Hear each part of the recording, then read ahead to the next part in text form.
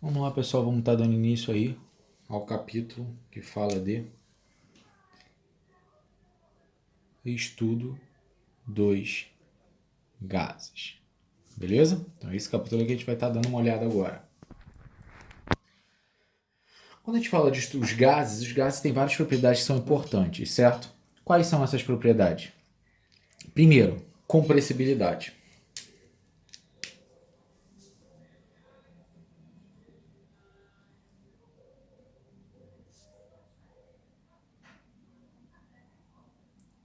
Certo? Então, propriedade importante aí que envolve os gases. O que acontece? O gás ele possui grande capacidade de ser comprimido, né? Você consegue comprimir bastante o gás. Se eu colocar, por exemplo, o exemplo mais comum é o exemplo da seringa. Se eu colocar aquela seringa com água e fizer a força ali, tá vedando a passagem do outro lado, a compressão vai ser mínima. Se você fizer com ar, a compressão vai ser muito maior. Então, os gases sofrem grande compressão quando submetidos à ação de uma força externa.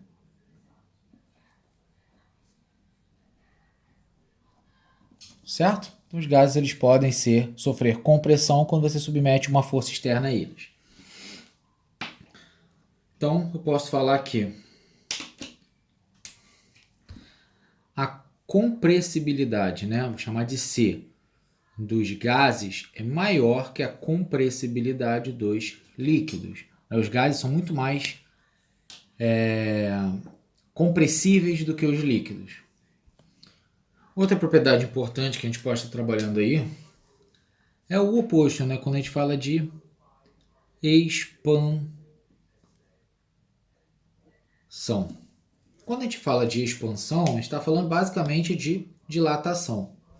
Então, os gases sofrem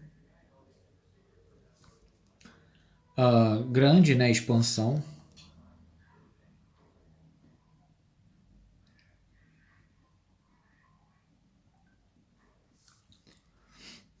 ao sofrer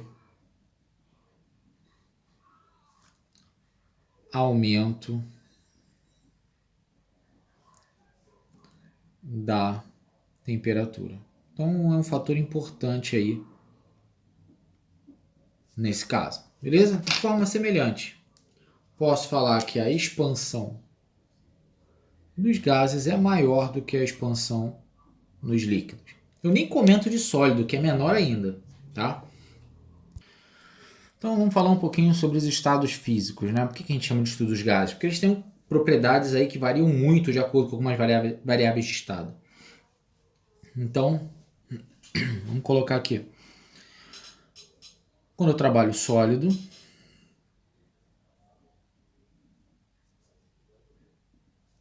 quando eu trabalho líquidos e quando eu trabalho gases. O que eu posso afirmar aqui? Quando alguma coisa está no estado sólido, eles possuem forma definida. Beleza? Primeira característica. Outro, volume constante.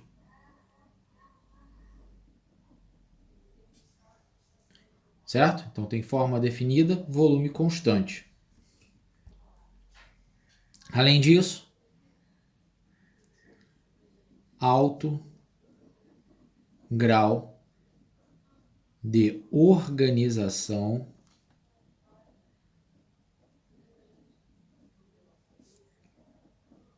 molecular. Beleza? Quando a gente fala do estado líquido, eles possuem forma variável, porque o líquido depende do ponto onde você coloca ele. Se você colocar 1 litro de água, por exemplo, no estado líquido, numa caneca, vai assumir a forma da caneca. Se botar numa garrafa, assume a forma da garrafa. Se botar num balde, assume a forma do balde. O sólido não.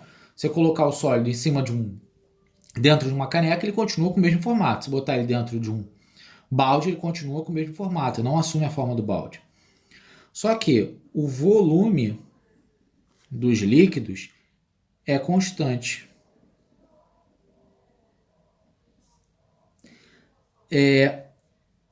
Vou colocar aqui grau de organização molecular é intermediário.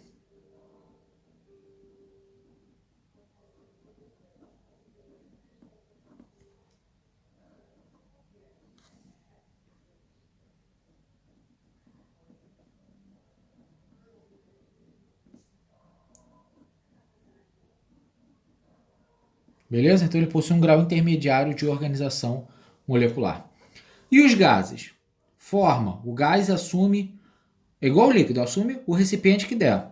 Assume a forma do cilindro, assume a forma da esfera. Tudo que você colocar o gás, ele assume. Então a forma é variável. O volume não é igual no líquido. O volume dele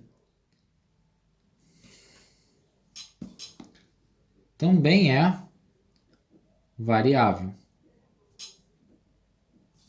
Que a forma também é chamada de indefinida. E baixo, quase nenhum, grau de organização molecular. Certo? Então possui um baixo grau de organização molecular. Se eu fosse desenhar aí para vocês terem noção, como ficaria?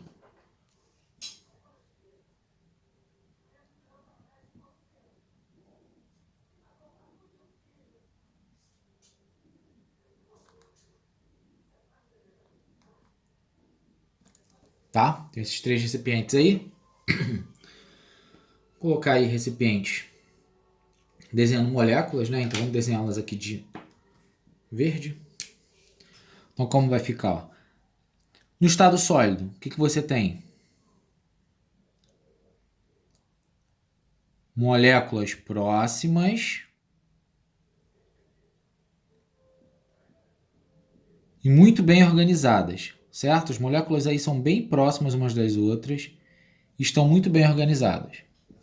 Estado líquido, eu tenho moléculas um pouco mais afastadas e já não estão tão bem organizadas como estavam antes. Certo? Deixa eu desenhar um pouco mais para não ficar tão jogado.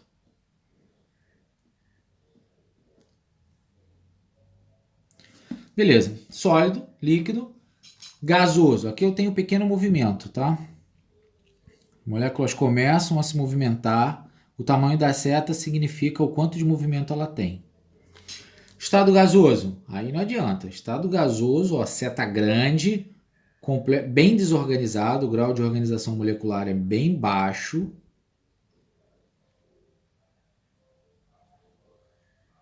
Certo? Então, ó, estados. Vou colocar aqui embaixo em laranja. Estado sólido, estado líquido, estado gasoso. Certo? São os 3 estados aí da matéria.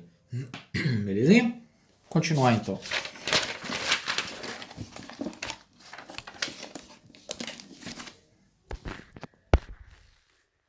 Só ajeitar aqui a câmera. Então, quando a gente fala da teoria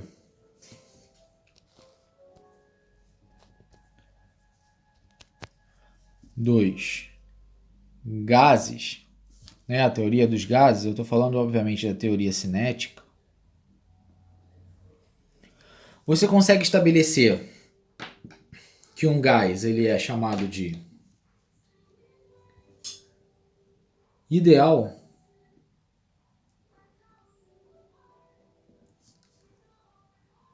atendendo a alguns preceitos. Que preceitos são esses? Primeiro, se considera o gás, certo?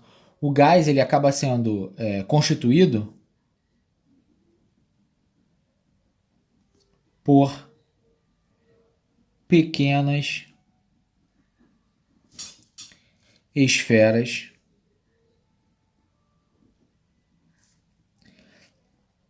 que possuem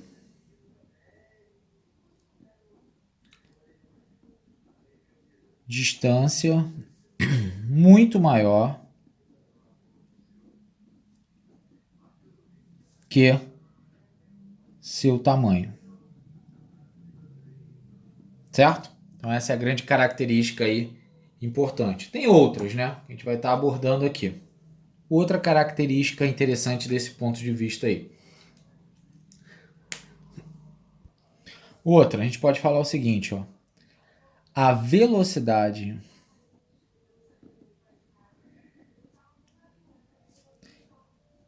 das partículas dependem da temperatura. Temperatura, gente, imagine como sendo medida de grau de agitação molecular, tá? Quanto maior a temperatura, mais agitadas estão as moléculas. Se elas estão mais agitadas, maior vai ser a sua velocidade. Então tem uma relação direta. Inclusive, maior vai ser a sua energia cinética, que a gente vai ver característica importante aí relacionada à energia cinética.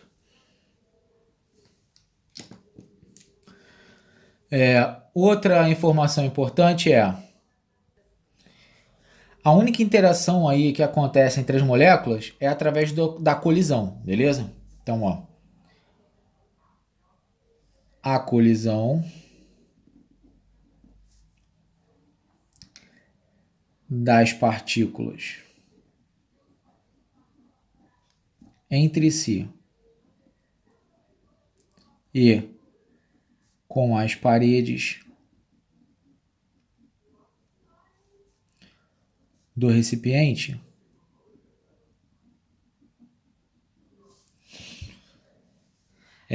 seguem a mecânica clássica, também conhecida como mecânica newtoniana. Beleza? Então segue aí a mecânica newtoniana.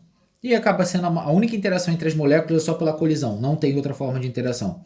Isso para você considerar um gás ideal. Agora, tem características que definem o seu gás real, né? Vou colocar aqui, ó. Aproximação para gases ideais. Por que a gente está falando de uma aproximação? As equações que regem os gases reais, que é o que realmente existe, ela é muito complexa, então a gente simplifica. Só que para fazer essa simplificação sem grande perda, a gente tem que considerar algumas hipóteses, né? Duas aqui principalmente. Primeiro, a gente tem que ter altas temperaturas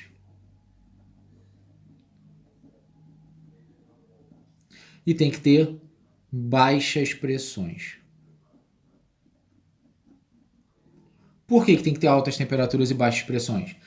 O objetivo é fazer com que a molécula esteja o mais longe possível da outra. A única forma de interação entre elas é a colisão, quando elas se chocam. Quando você tem alta temperatura, as moléculas estão em constante movimento. Elas não interagem entre si, a menos que aconteça o choque. Né? Se você deixar uma temperatura muito baixa, as moléculas ficam mais próximas, não tem tanta energia, e uma acaba agindo diretamente na outra. A gente quer afastar elas, não aproximar. E baixas pressões, por quê? Se você aumenta a pressão, você diminui o volume, as moléculas vão ficar mais pertinho uma das outras. Você não quer que elas fiquem próximas. Então você considera essas duas hipóteses aí para descrever o seu gás ideal. Falar um pouquinho das variáveis de estado, né?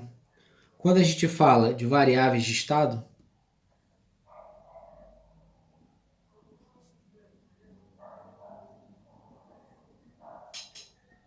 primeira delas a gente fala de pressão. A gente consegue perceber que pressão é inversamente proporcional a quê?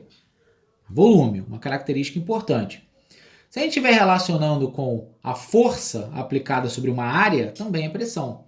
Então eu consigo descrever o seguinte, ó. A força aplicada sobre uma área gera uma pressão. Então, ó, consigo perceber que a minha pressão é inversamente proporcional à área e diretamente proporcional à força. Pressão, ela é medida em Pascal no sistema internacional. Força é medida em Newton. E a área medida em metro quadrado. Beleza? Então essa aí, primeira variável de estado que a gente tem a estudar. Vamos estar avançando, falando um pouquinho sobre as outras duas variáveis de estado.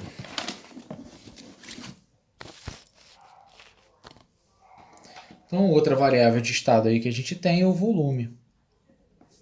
O volume, gente, quando a gente trabalha com gases, um cientista, né, que é o Avogadro, ele reparou o seguinte: gases com mesma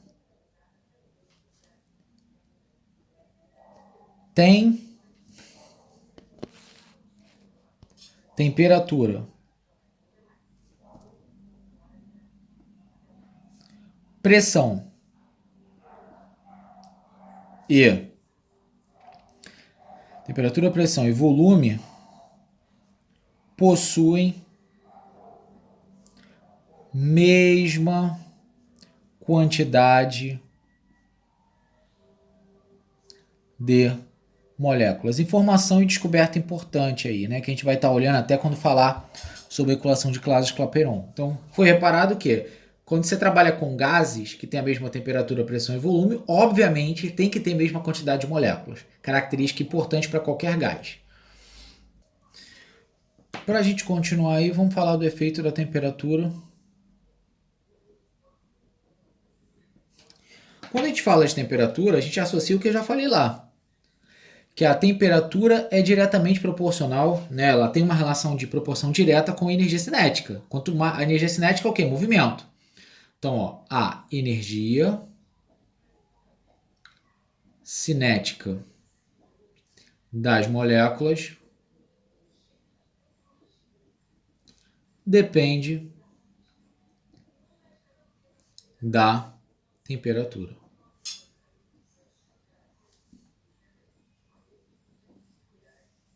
Beleza?